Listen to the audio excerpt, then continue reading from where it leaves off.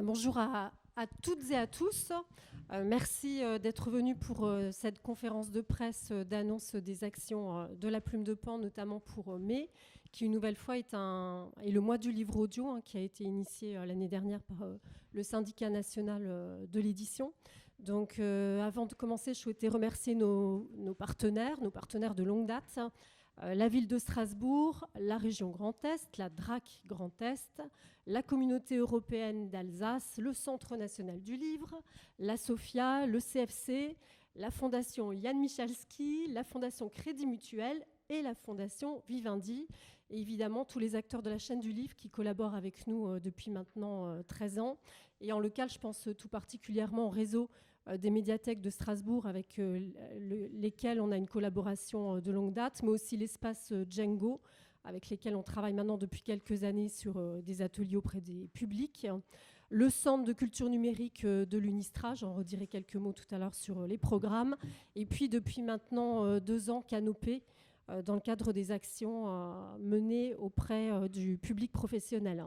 Mais je vais d'abord laisser la parole à nos partenaires. Donc à ma gauche, Salem Drissi, conseiller donc, municipal délégué à la lecture publique pour la ville de Strasbourg. Et à ma droite, Philippe Charrier, donc conseiller pour le livre et la lecture, les archives, la langue française et les langues de France. J'espère que je n'oublie rien.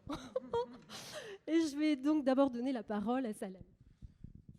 Merci beaucoup Cécile. Bonjour à toutes et à tous. Moi je suis très heureux aujourd'hui de représenter la ville de Strasbourg. Donc Anne Missler a eu un empêchement. La ville de Strasbourg donc, témoigne d'une profondeur historique, comme vous le savez, singulière, sur les questions liées au livre et à la lecture, qui sont constitutives de son identité et des valeurs humanistes partagées sur tout le territoire, de l'invention de l'imprimerie au traité fondateur de l'Europe, les planches de Gustave Doré au dessin mordant de Tommy Ungerer, de la richesse de son réseau de médiathèques en France et au dynamisme de son réseau associatif, la ville de Strasbourg qui œuvre à encourager les rencontres entre public et auteurs, mots et imaginaire, savoir et plaisir. Mais à Strasbourg, le livre n'est pas qu'une histoire de tradition et de patrimoine. Il est vivant, il est foisonnant, multiple, s'adresse à tous et à toutes, sans exception. Loin de se reposer sur ses héritages fondateurs, la ville et son réseau d'acteurs culturels que vous êtes, des champs du livre et de la lecture, interrogent en permanence les enjeux de ces nouvelles formes et de modalités d'expérience, d'accessibilité dans toutes ces acceptions. Le bouillonnement créatif et intellectuel qui caractérise notre ville ne s'interrompt jamais. Forte de ce réseau d'excellence et constituant définitivement donc la plus opportune terre d'accueil des formes et des idées, Strasbourg vient également d'être désignée capitale mondiale du livre par l'UNESCO pour l'année 2024. Cette labellisation permet de rappeler que Strasbourg, en tant que capitale européenne, est le carrefour historique des idées et des débats, mais aussi une ville d'expression et d'accueil pour les créateurs et créatrices de différentes activités, et qu'elle porte la culture comme vecteur universel, fondamental de partage, d'émotion, de sens, et de tous les champs qui sont concernés donc, par le livre et la lecture publique. L'illustration, ainsi que tous les autres acteurs culturels dans leur capacité d'interaction avec le livre. La programmation proposée dans le cadre de cette labellisation incarne et épouse également les priorités politiques de notre temps, rencontrant ainsi avec détermination les engagements et les valeurs fondatrices de l'UNESCO. Nous partageons l'ambition de faire du livre et de la lecture, ainsi que des pratiques d'écriture, un vecteur d'émancipation et de vitalité démocratique, et un moment fort donc pour notre ville et notre territoire dans un moment troublé. À Strasbourg, plus qu'une filière, le livre est un écosystème qui s'étend et qui se renforce, un écosystème fort de ses hybridations avec les autres arts, fort de la création de nouvelles formes de rencontres et d'interactions entre les différents publics. En ce sens, l'association Plume de Pan, présidée et dirigée par Cécile Paluzinski, est un de nos partenaires majeurs du livre dans sa visée transformatrice. Depuis plusieurs années maintenant, la ville de Strasbourg accompagne et soutient Donc ce réseau d'actrices, notamment dans les rencontres francophones du livre audio, à destination des professionnels, ou encore le festival du livre audio et du podcast et son ouverture vers le grand public. La création aujourd'hui du premier centre de ressources du livre audio et du podcast, ainsi que la mise en place d'une bourse de création sonore, sont l'aboutissement de toute l'exigence de travail, de prospection, de sensibilisation, de mobilisation et de coordination des réseaux internationaux menés par la Plume de Pan, qui est moteur de cette structuration de la filière. Donc c'est avec beaucoup de plaisir que nous sommes présents ici, nous, en tant que ville de Strasbourg, car c'est une nouvelle étape dans la reconnaissance de nouvelles expériences du livre et du spectacle vivant, ainsi que des technologies au service des mots et du public. La ville de Strasbourg, capitale mondiale du livre, est aujourd'hui très fière de pouvoir soutenir l'engagement fort et les projets de l'association et de renforcer ainsi la place de précurseur qu'occupe la Plume de Pan dans le paysage international francophone du livre audio. Merci beaucoup. Merci Salem. Je vais maintenant donner la parole à Philippe. Merci, bonjour à tous. Avant de rentrer dans le vif du sujet, je vais saluer également la labellisation de Strasbourg, capitale mondiale UNESCO du livre pour 2024, parce que c'est vraiment une belle réussite. Ça vient consacrer effectivement, je dirais, des politiques de la ville, mais également des vieilles traditions au sein de la ville. Et je pense également que c'est pour la France, au niveau national, si je peux me permettre, de tirer la couverture vers l'État. C'est la première ville française qui est désignée capitale mondiale du livre, et je pense que c'est quelque chose à souligner. C'est bien que ça tombe sur Strasbourg, capitale mondiale du livre, mais également, comme on sait, capitale européenne. Alors, pour revenir sur le vif du sujet, de notre sujet, moi je vais rendre un autre hommage à Cécile Paluzinski et j'allais dire sa vieille complice. Elle n'est pas vieille, mais Elsa Mroziewicz, qui œuvre depuis maintenant, je crois, plus de 10 ans à la promotion du livre audio et du podcast. Au début, un peu en criant dans le désert, il faut bien le dire, mais elles se sont accrochées. Et je pense que maintenant, il y a une forme de reconnaissance qui arrive. Il y a également une dynamique du marché du livre audio au niveau national, peut-être international, dans laquelle il faut s'inscrire. Et on a cette chance que la Plume de Pan, il n'y a pas 36 plumes de pan en France. Hein. Il y en a une dans le Grand Est. Il n'y en a pas d'autres dans d'autres régions. C'est vraiment un point de développement et de dynamisme autour de ce support qui est ici à Strasbourg, dans le Grand Est. Et il faut le souligner. Et donc, c'est effectivement une part de l'hommage que je leur rends, que je rends à Cécile, de s'être passionné pour cette forme très vite, et puis d'y avoir été, d'avoir créé le prix des lycéens, d'avoir créé le festival du livre audio, d'avoir engagé les rencontres francophones du livre audio. Alors ça c'est plus récent, hein, ça date d'il y a 3 ans. Qu'est-ce qu'il y a eu d'autre encore? Le prix du livre audio, le festival, c'est un peu foisonnant. Des fois même, je sais que dans les dossiers de subvention, on se dit mais alors attendez, ça c'est quel dossier en fait? Donc non, mais je le dis de manière positive, hein, tout à fait, parce que c'est vraiment un foisonnement d'initiatives, de bonnes idées. Je pense là à ce dossier qui a été déposé récemment dans le cadre du contrat triennal entre la ville de Strasbourg, l'État et puis la région, la collectivité européenne d'Alsace, pour la création de bourses européennes de création. Et c'est tout à fait le genre d'idée, quand on la voit arriver, on se dit tiens, pourquoi je n'y ai pas pensé plus tôt, quoi. Donc ça, c'est vraiment des bonnes idées. Donc pour consacrer, et je dirais, voilà, exploiter en fait ce travail qui avait été fait pendant près de 10 ans, il y a 3 ans maintenant, fin 2020, avec ma collègue Anne Poitvin de la région Grand Est, nous deux modestes conseillers et chargés de mission pour le livre et la lecture. On s'est dit, on connaissait déjà bien Cécile et le travail de Cécile.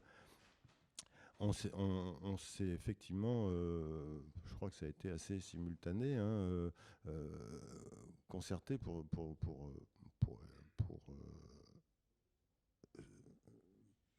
soutenir et proposer, bien entendu, à nos hiérarchies, proposer le soutien et la création d'un centre de ressources autour du livre audio et du podcast, qui, bien entendu, ne pouvait revenir qu'à la plume de Pan.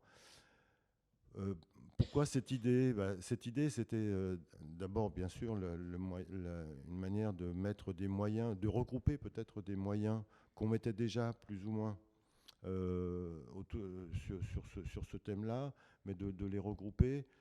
Et puis, il y a eu aussi, à ce moment-là, je crois, un document assez important qui a été produit, en fait une note d'intention, hein, pour la création du centre de ressources, et qui définissait les axes stratégiques du développement d'un centre de ressources en Grand Est pour le livre audio et le podcast, et avec les enjeux stratégiques à différents niveaux. C'est-à-dire, en commençant par le niveau régional, bien entendu, c'est un enjeu pour le Grand Est, d'être identifié comme la région où un centre de ressources existe pour le livre audio, avec des initiatives locales, mais également avec un rayonnement national. Donc, deuxième niveau de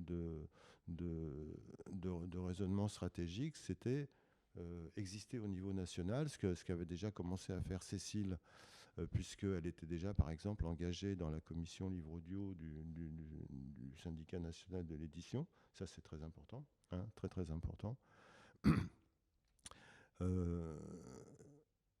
Et donc lui permettre, bien entendu, de développer d'autres stratégies à ce niveau-là. Et puis, il y a la dimension internationale, notamment, déjà, à commencer par transfrontalière. Cécile travaille déjà avec des partenaires du côté allemand, et c'est des choses qui peuvent être amenées à se développer par la suite, grâce justement à la constitution de ce centre de ressources. C'est également une des dimensions de ce centre de ressources, c'est alors, c'est pas le centre de ressources qui va créer un écosystème, mais il est là pour favoriser l'émergence d'un écosystème autour du livre audio, autour du livre audio et du podcast, entendu comme activité économique. Bon, c'est une activité artistique, c'est une activité de création, mais c'est également une activité économique. Et je crois que c'est un peu sur cet aspect-là qu'on s'est dit qu'il était intéressant de travailler, notamment en faisant se rencontrer d'abord, hein, c'est peut-être la première étape, des studios, des auteurs, des comédiens, les comédiens qui font les lectures par exemple, des opérateurs comme la plume de Pan, mais également ce qui est capable de faire Cécile, parce qu'elle est très introduite également dans la filière du livre classique, c'est de faire le lien avec le livre classique. Donc c'est très important en termes pour alimenter le livre audio en fait en texte et en source d'inspiration, on va dire, hein. Donc voilà, donc ça fait maintenant, on s'engage dans la 3e année d'existence de ce livre audio. Il y a des rencontres trimestrielles qui s'organisent autour du livre audio et du podcast, avec divers acteurs à chaque fois. Et puis, je crois que c'est le moment aussi d'annoncer un peu solennellement la création des rencontres du livre audio et du podcast. Les premières rencontres qui auront lieu le 22 septembre prochain, alors dans un lieu qui n'est pas encore complètement défini, je crois, mais le livre audio a cette capacité à fonctionner en présentiel, mais également en ligne. On a fait pas mal de visio, des fois de manière un peu contrainte. Mais voilà, donc la création de ces rencontres du livre audio en région, c'est une étape pour nous très importante dans l'activité de ce centre de ressources. Est-ce que j'oublie quelque chose ? Alors, c'est ce que je disais, pour l'instant, le lieu n'est pas complètement défini. À Strasbourg. D'ailleurs, alors là, il faut que je joue un peu mon rôle, disons, pour la région, pour le Grand Est. La première édition pourra avoir lieu à Strasbourg. D'ailleurs, le centre de ressources et la Plume de Pan s'inscrivent totalement dans la capitale mondiale du livre. Il y a plusieurs projets qui ont été déposés au nom de la Plume de Pan. Mais ça peut, et ça doit, j'allais dire, ça doit voyager ensuite au niveau du Grand Est vers d'autres villes. Ça peut être Metz, ça peut être Nancy, ça peut être Reims, ça peut être le Tinqueux, pardon, ça peut être d'autres lieux. Mais je rapporte ça à ce qu'on fait déjà dans le cadre du réseau Livrest, qui est le réseau constitué de centres de ressources constitués autour du livre classique, on va dire, du livre papier,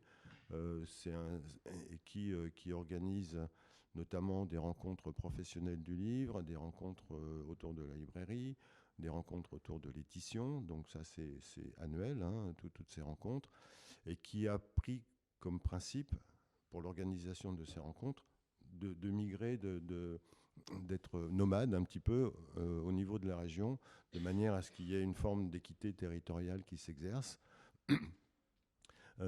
Et donc, il faut savoir que, par exemple, sur le livre classique, là, je dérive un petit peu, mais sur le livre classique, il y a une grande inégalité. En fait, par exemple, l'édition est beaucoup concentrée autour de Strasbourg. Alors bon, c'est un fait. On ne va pas non plus lutter contre ça. Il y a quelques avantages à ça. Mais disons qu'en tant qu'opérateur public, aussi bien la région que la DRAC essaye de favoriser l'émergence d'opérateurs, d'acteurs du livre sur les autres territoires de la région. Voilà, donc peut-être verrons-nous des prochaines rencontres du livre audio à Reims, à Chaumont, à Châlons. Alors Châlons, je ne sais pas, parce qu'on verra. Voilà, je te rends la parole pour présenter le programme. Merci. Merci Philippe. C'était intéressant de faire ce petit bond en arrière, parce que ce qu'il est bon quand même de rappeler, c'est que je pense que vraiment Strasbourg et la région Grand Est ont été un terrain d'expérimentation autour des livres audio. Quand il y a 13 ans, le marché était quasiment, alors je ne vais pas dire inexistant, mais pas loin de ça, en France. Et c'est vrai qu'à l'époque, on a eu des échos à la fois de la DRAC, de la région et de la ville, qui nous ont permis de développer des actions. Et c'était un vrai pari, en fait, parce que finalement, comme Philippe l'indiquait juste avant, le marché de livres audio vraiment s'est développé maintenant depuis 4 ou 5 ans, et puis il y a eu une accélération avec la période de confinement. Voilà, c'est ça, où effectivement, on a vu qu'il y avait un intérêt très fort du public pour l'audio, dans l'idée un peu de s'immerger dans un cocon sonore, se déconnecter des écrans. Et phénomène assez intéressant, c'est qu'on se posait la question de savoir si ça allait perdurer, et on se rend compte que oui. Enfin, il y a en quelque sorte presque une réhabilitation du son. Il y a des études, je pense à l'étude aussi Global Audio de Médiamétrie, qui indique qu'il y a 96% des internautes qui écoutent des contenus sonores, alors pas que du livre audio et des podcasts évidemment, mais en tout cas on sent qu'il y a une réhabilitation du son, et puis un engouement aussi plus important pour la lecture à voix haute. On le voit par exemple à travers les programmes de l'éducation nationale, où on a maintenant un grand oral. Enfin, on est dans une période, je trouve, trouve transitoire, qui est assez intéressant pour le livre audio. Peut-être pour revenir, alors je ne vais pas reprendre ce que vous avez dit l'un et l'autre, mais sur certains éléments du programme, on a effectivement plusieurs niveaux d'action, comme ça l'a été indiqué, du régional à l'international. En termes de prix, on organise notamment un prix du public, alors qui est devenu depuis 3 ans un prix du livre audio francophone, parce que l'idée c'était de faire aussi entendre les voix de la francophonie. Donc ce prix du public, on l'organise maintenant avec l'Institut français. Et donc, alors il existe depuis 10 ans et depuis 3 ans en partenariat avec l'Institut français. Parce qu'on s'est vraiment dit qu'il y avait un enjeu aussi d'aller toucher en fait ces communautés francophones à travers le monde. Et la francophonie, en fait, on en parle beaucoup. Il y a un marché potentiel qui est énorme, mais sur les faits, la circulation, alors c'est vrai pour le livre audio, mais je crois que c'est aussi le cas pour le livre, n'est pas toujours aussi simple que ça. Or, c'est assez intéressant parce qu'on a mené aussi une expérimentation livre audio en classe de FLE juste avant la Covid. Et notamment, on s'est aperçu, c'est finalement sans grande surprise, qu'au Maghreb et en Afrique francophone, où on a une tradition de la lecture à voix haute et de l'oralité qui est extrêmement forte, ça avait tout son sens. Donc ce prix du public, en fait, on va le lancer au moment du Festival du livre de Paris, donc du 21 au 23 avril prochain. Et suite à ça, donc on va inaugurer le mois de mai, du 1er au 7 mai, avec ce qu'on appelle le Festival du livre audio en ligne.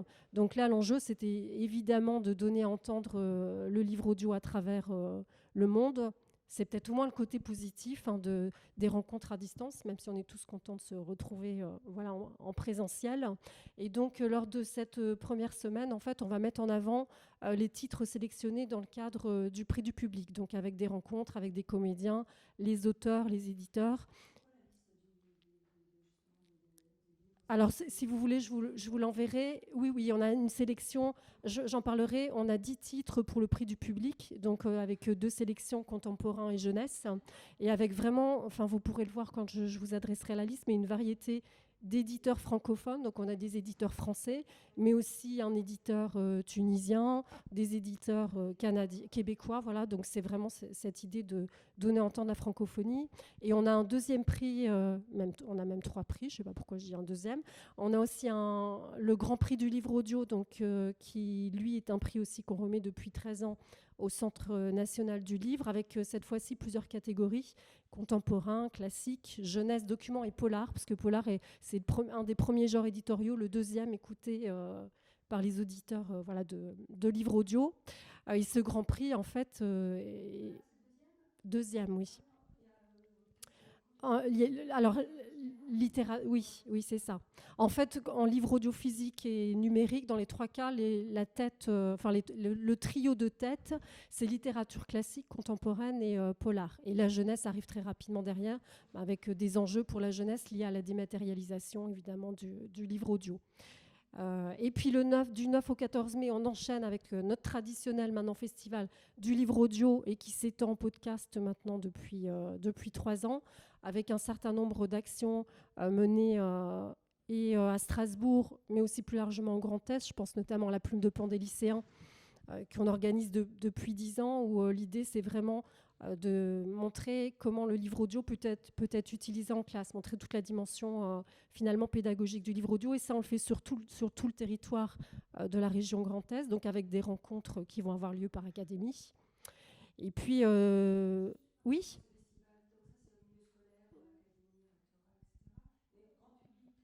Alors, grand public, on va avoir... oui, alors cette année, ça aussi c'est à noter, c'est que tout va avoir lieu en physique pour le festival. On est revenu quand même à du présentiel. Hourra. Comme je l'indiquais tout à l'heure en introduction... Ça vous dérange pas. Voilà. Oui. Donc, on travaille beaucoup, ce que j'indiquais en introduction, avec le réseau des médiathèques, notamment Malraux, qui est un partenaire, ça fait plus de 10 ans, je pense, je ne me trompe pas.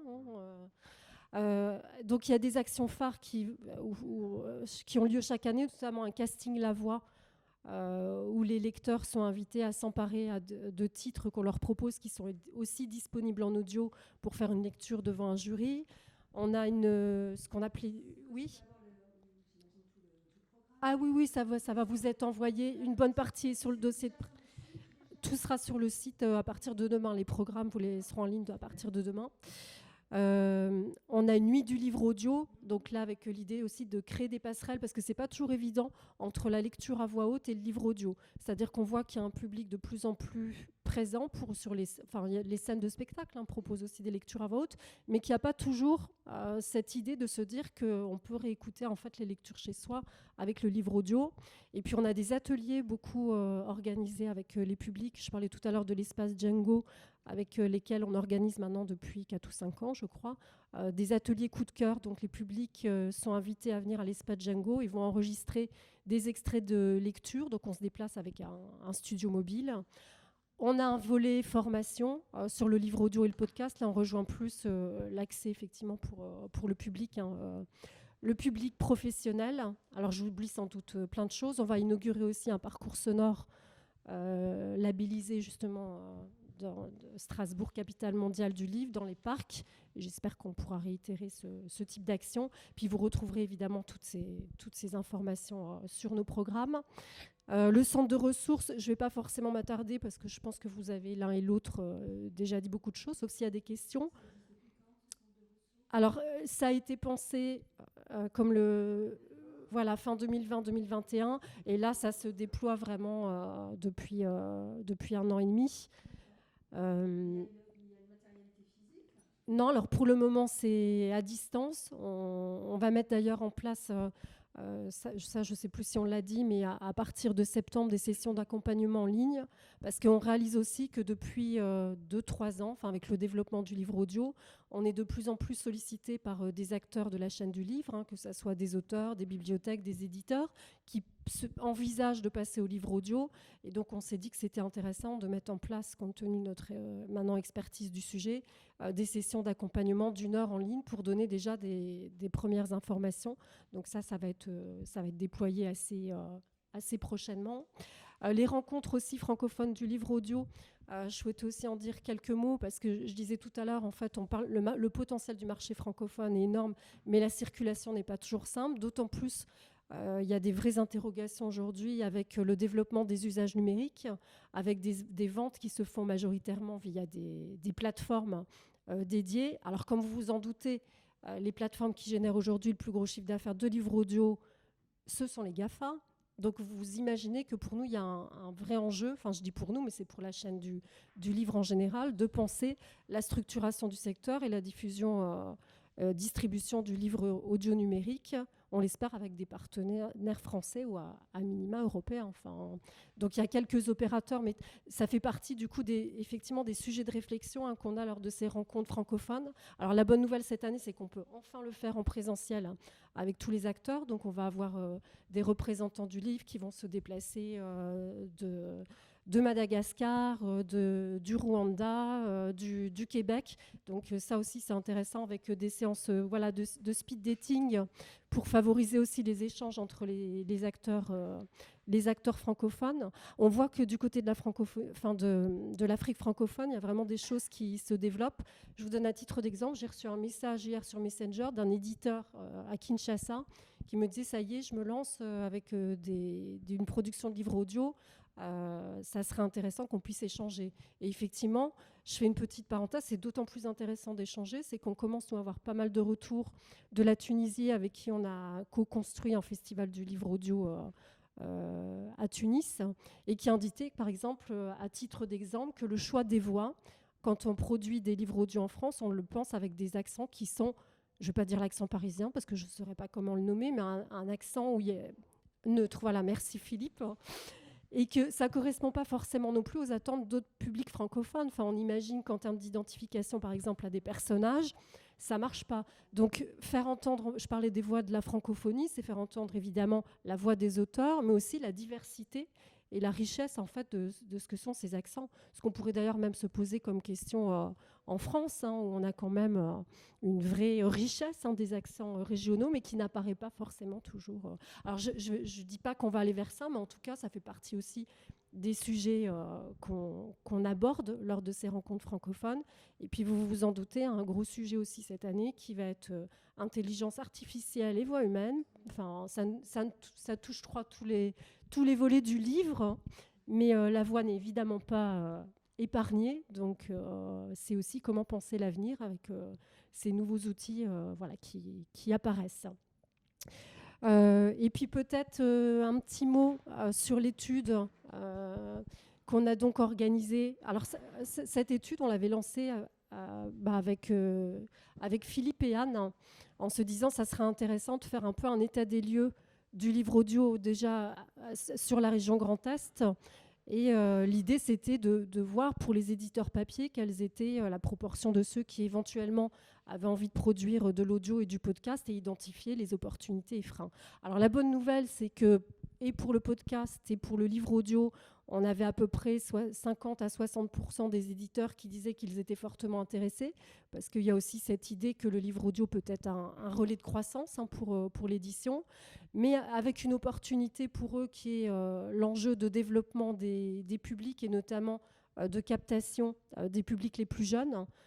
Quand on regarde par exemple le baromètre SOFIA SNE SGDL, on voit que finalement le public du livre audio a beaucoup évolué depuis 10 ans. Il y a 10 ans, quand on faisait des premières enquêtes, c'était vraiment lié à un enjeu d'accessibilité pour les publics malvoyants, les seniors en difficulté de lire. Alors il y a encore évidemment et heureusement ce public-là, mais ça a beaucoup évolué et aujourd'hui ce sont plutôt les jeunes. Je pense à la tranche 15-35 ans, c'est 40% des audiolecteurs aujourd'hui, et 15-34 ans.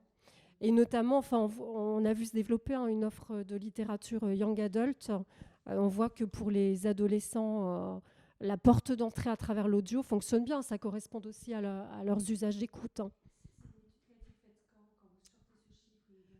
Alors chaque année, en fait, cette étude, elle est actualisée. En fait, c'est un baromètre. Ça, c'est pas nous, c'est donc le consortium SOFIA SNE SGDL qui sort ce baromètre sur les usages du livre en général. Et depuis 3 ans, je crois, si je me trompe pas, le livre audio est intégré. Voilà. Donc ça, évidemment, c'est.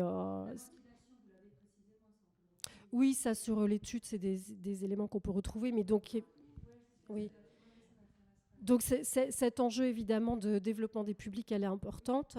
Alors dans cette étude sur l'opportunité et freins, donc je vous indiquais 50 à 60% des éditeurs qui se disent que ça serait intéressant d'envisager de développer du livre audio. Mais du côté des freins, il y a évidemment le coût de production du livre audio, j'en dirais peut-être quelques mots, et puis le manque de ressources ou de compétences sur le sujet. Et là, du coup, je rebondis sur ce qu'on s'est dit précédemment sur le centre de ressources, c'est que le centre de ressources a d'autant plus de raison d'être alors que ce point-là est mis en avant. Sur le coût de production, je peux peut-être aussi dire un petit mot, c'est qu'effectivement, le coût de production du livre audio est important. C'est souvent même, ça revient plus cher que d'éditer un livre grand format, parce qu'il y a un studio à rémunérer, les droits seconds alors ça dépend du nombre d'heures, mais on est rapidement sur des coûts de production de livres qui sont aux alentours de 10 000 euros. Enfin, ça peut aller entre 5 000 et... La fourchette est large, de 5 000 à 15 000 euros selon la durée du livre, le fait qu'il y ait ou pas de la mise en scène sonore. Enfin, donc voilà, plus de la musique où ça rajoute encore des droits, je pense notamment pour la jeunesse. Alors quand même, la bonne nouvelle, c'est que depuis 2 ans, on a des aides du Centre national du livre, ce qui n'existait pas jusqu'à présent. Et donc, cette étude, elle est plutôt encourageante, parce qu'on voit qu'on a une appétence pour le livre audio et le podcast, et que si effectivement tous ces dispositifs se développent, les aides à la production, la formation, ça devrait favoriser un développement du marché.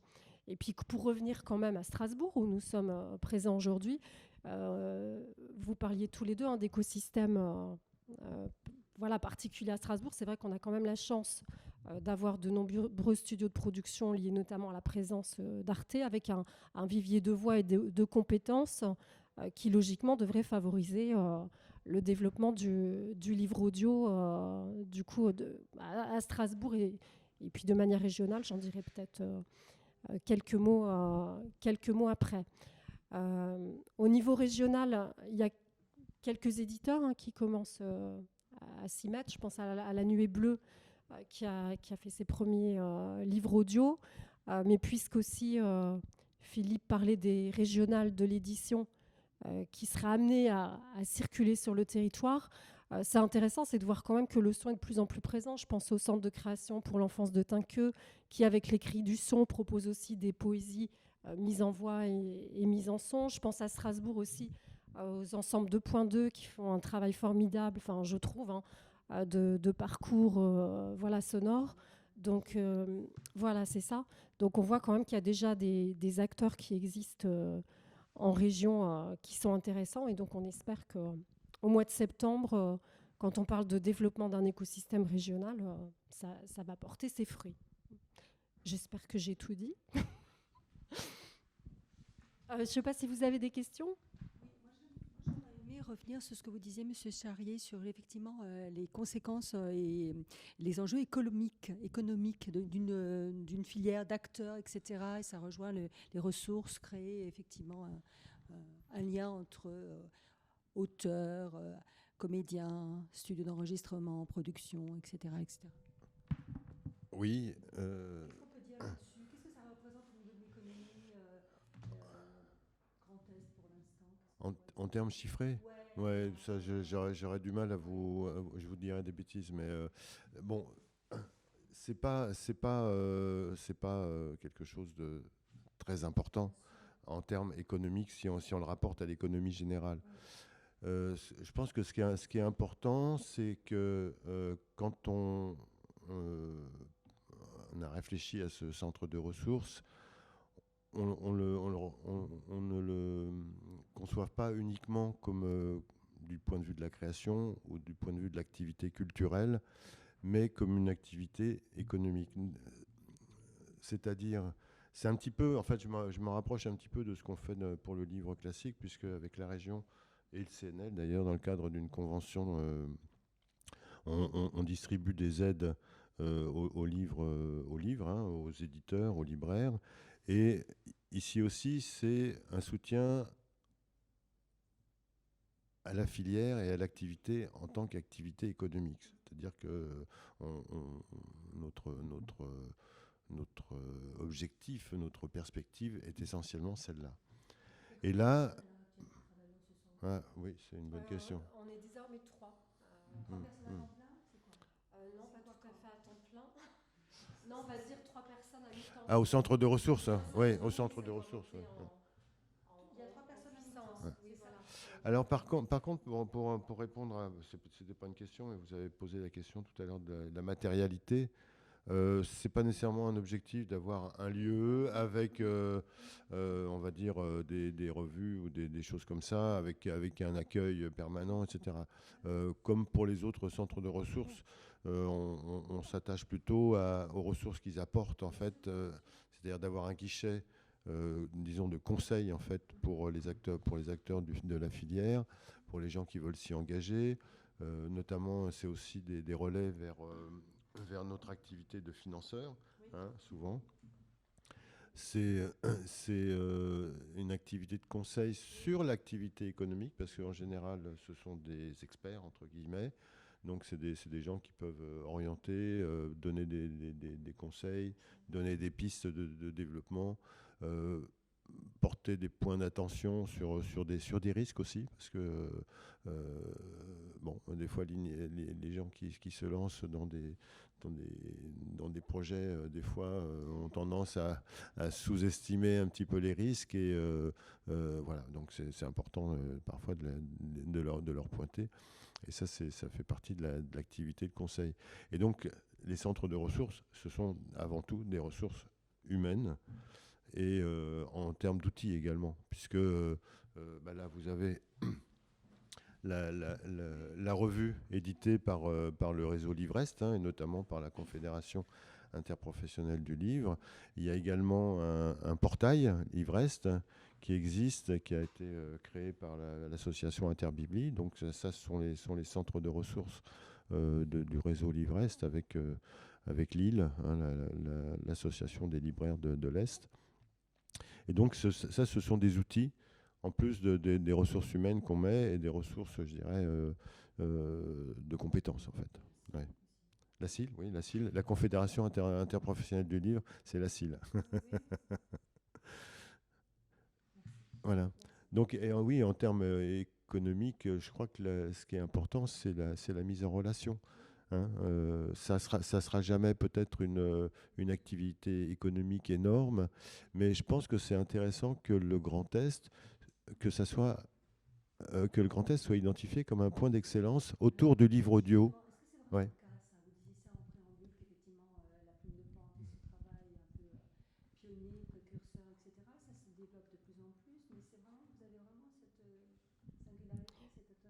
Oui, c'est que, a priori, sauf erreur de ma part, en fait, il n'y a pas d'autres associations équivalentes en France. Alors, il commence à y avoir un intérêt de plus en plus fort pour le livre audio de la part des centres régionaux du livre, donc même parfois qui font appel à nous pour des formations ou des états des lieux du livre audio. Mais c'est vrai que je pense que c'est vraiment une spécificité régionale.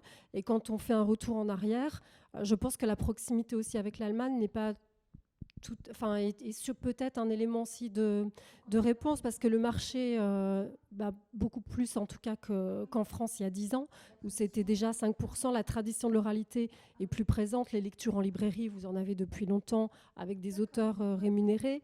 Donc je pense qu'il y a peut-être une sensibilité, c'est compliqué d'analyser, mais peut-être qui peut expliquer qu'il y avait un intérêt peut-être plus fort pour le livre audio. Je peux me tromper, mais moi je dis toujours que ce qu'on a pu développer tous ensemble depuis 13 ans, ça aurait sans doute été beaucoup plus difficile de le faire sur d'autres territoires, parce que je pense qu'il y a quand même une culture de l'oral qui est peut-être un peu différente, liée à cette proximité avec l'Allemagne. Oui, c'est ça.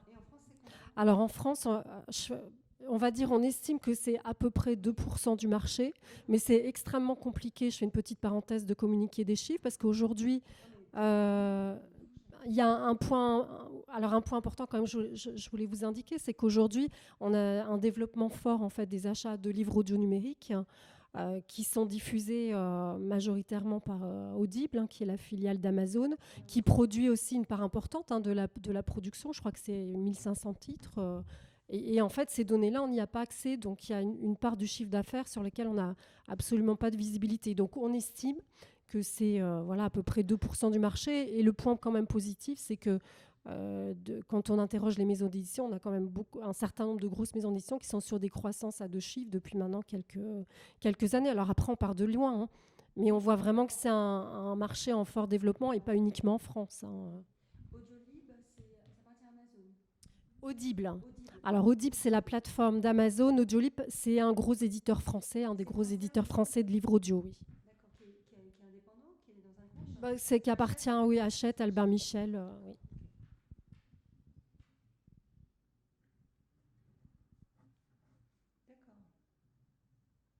Mais donc, les perspectives de développement sont devant.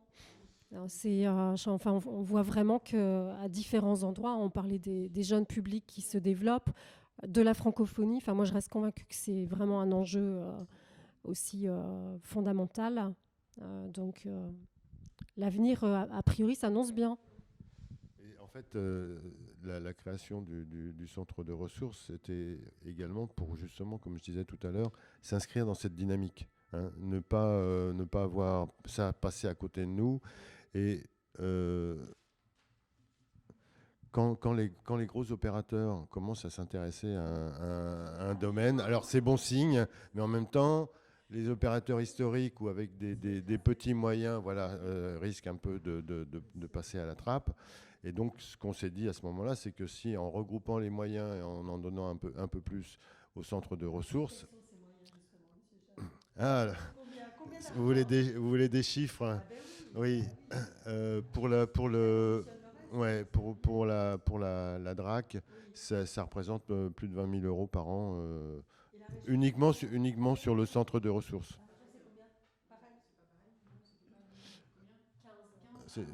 Ouais. Non, mais en mettant de côté le contrat triennal, on est d'accord. Oui. C'est sur le centre de ressources. Après, il y a des aides projet par projet. Alors juste sur le centre de ressources, c'est quoi le budget, Cécile, pour être clair? Oui. Non, on va dire 80-90 000 euros. 90 000 euros. Voilà. Pour le fonctionnement d'une année. Voilà. D'accord. Ok, merci beaucoup. Donc c'était important de permettre d'exister. Je pense que ce qui est important aussi, c'est à peu près au même moment, c'est le CNL qui s'est mis, le Centre national du livre. C'était en 21, je crois, qui ont débarqué aussi, j'allais dire, avec leurs gros sabots, mais en fait avec leurs gros moyens, plus gros moyens de ce point de vue-là. Donc ça, c'était intéressant. Et un autre partenariat qu'il faut souligner, c'est celui de l'Institut de France, Institut français, pardon, qui est au niveau notamment international, qui est un énorme relais, quoi. Ouais, tout à fait. Ouais. Pas seulement pour la francophonie, à l'international. Oui, et je rebondis peut-être sur ce que tu viens de dire, effectivement, avec l'Institut français, parce qu'il y a la francophonie, mais il y a l'enjeu des apprenants de français à travers le monde. Alors, sans trop en dévoiler, mais lors des rencontres francophones, on les invite aussi à présenter des expérimentations à l'étranger. Et alors, je vous parlais tout à l'heure du festival du livre audio de Tunis, qui est à la première édition était, je finis par, il y a 2 ans. Oui, c'est ça, il y a 2 ans. Le Maroc aussi, là, s'y intéresse fortement. Et puis, le Brésil vient d'annoncer aussi la création d'un festival du livre audio. Donc, on voit que à la fois l'enjeu du développement des contenus sonores et puis l'utilisation aussi pour les apprenants de français, c'est aussi un point qui contribue au développement du livre audio. Puis, je ne veux pas parler pour la ville, mais la lecture à voix haute aussi va être très présente, est déjà très présente à travers les soutiens, mais va l'être aussi pendant... Voilà. Et vous êtes partie prenante aussi là, du festival Vivre Ensemble, non, là, le prochain festival qui va se créer avec un concours de podcast et puis de... Ah, oui. Non, alors eux travaillent plus au départ. Il y a l'enjeu de l'accessibilité avec le livre audio. Voilà, effectivement, qui a tout à fait. C'est un public qui est évidemment très présent et pour lesquels il y a des enjeux. Peut-être, je peux faire une petite parenthèse sur la genèse de l'association. C'est qu'effectivement, nous aussi, quand on l'a créée il y a 10 ans, il y a une association qui existe toujours qui s'appelle Lire dans le Noir, qui organise un prix. Qui organise un prix du livre audio. Donc, pour la petite anecdote, qui avait été créée par une journaliste de Radio France, dont l'un des amis journalistes était devenu aveugle. Et donc, évidemment, ça avait du sens de développer pour lui des livres audio. Alors, pourquoi je vous dis ça? C'est que nous, quand on a créé l'association, on s'était dit qu'à travers les bibliothèques sonores, à travers cette association, il y avait déjà des actions menées plus à destination des publics malvoyants, et que nous, on prenait le parti de dire que en fait, le livre audio était pour tous. Donc, je pense qu'on est dans une logique de complémentarité en termes de public.